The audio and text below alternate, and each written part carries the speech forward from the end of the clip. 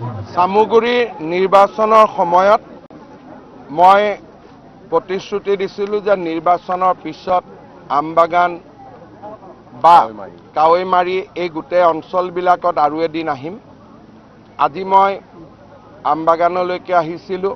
সকলোৱে লগ হৈ আমাৰ আমবাগান লাওখোৱা এই বৃহত্তৰ অঞ্চলৰ ৰাইজক সামুগুৰি সমষ্টিত আমাৰ দলৰ প্ৰাৰ্থী দীপ্লুৰঞ্জন শৰ্মাক বিজয়ী কৰাৰ বাবে ধন্যবাদ জনালোঁ আৰু এই সমষ্টিটোৰ উন্নয়নৰ বাবে আকৌ এবাৰ প্ৰতিশ্ৰুতি আগবঢ়ালোঁ।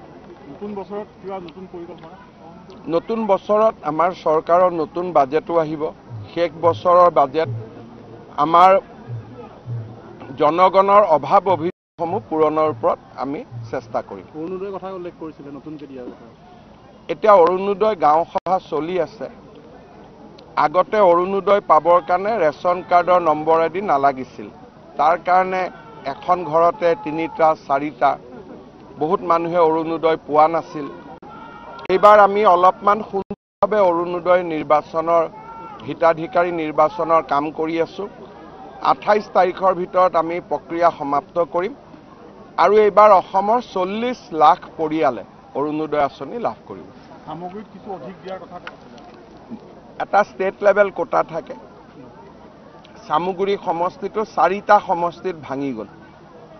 কিছুমান কলিয়াবৰত গ'ল, কিছুমান সামুগুৰিত গ'ল, কিছুমান ব্ৰহ্মপুৰত থাকিলে আৰু কিছুমান ৰূপহীত গ'ল।